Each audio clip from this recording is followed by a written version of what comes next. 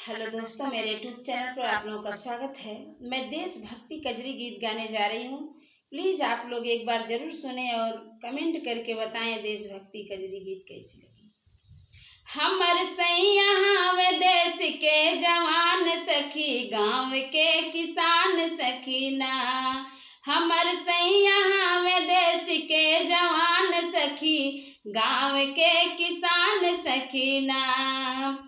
करी कितना उनके गुण के बखान सखी, गाँव के किसान सखी ना। करी कितना उनके गुण के बखान सखी, गाँव के किसान सखी ना। हमर सैया हमें देश के जवान सखी, गाँव के किसान सखी ना। हमर सैया हमें देश के जवान सखी, गाँव के किसान सखी ना। ड्यूटिया अपन निभावे बर देश के भगावे, ड्यूटिया अपन निभावे बर देश के भगावे। बाट देशवा पे उनके गुमान सखी, गाँव के किसान सखी ना। बाट देशवा पे उनके गुमान सखी, गाँव के किसान सखी ना।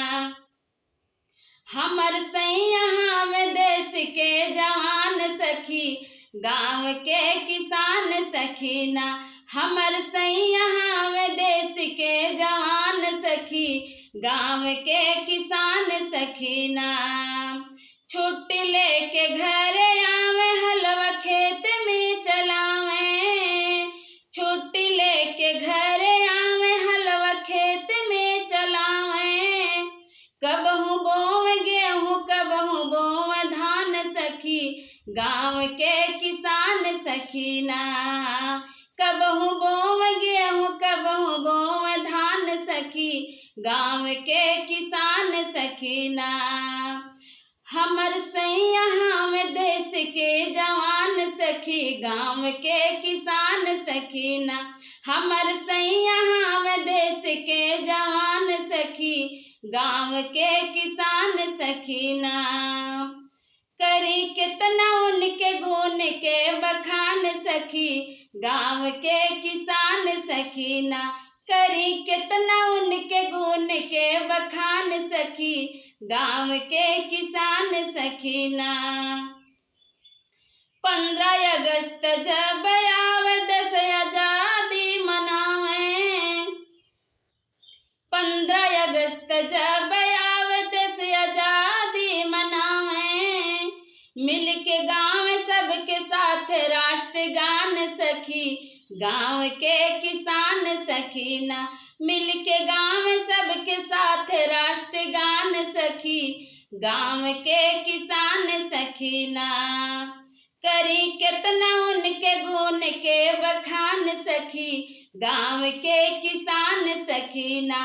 करी कितना उनके गुण के बखान सखी, गाँव के किसान सखी ना।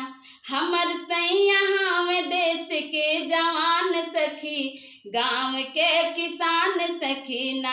हमर सैया हमें देश के जवान सखी, गाँव के किसान सखी ना। कीड़ा लगे से बचावे, माना माटी के बढ़ावे। कीड़ा लगे से बचावे, माना माटी के बढ़ावे। हमरे आन मान सम्मान सखी, गाँव के किसान सखी ना।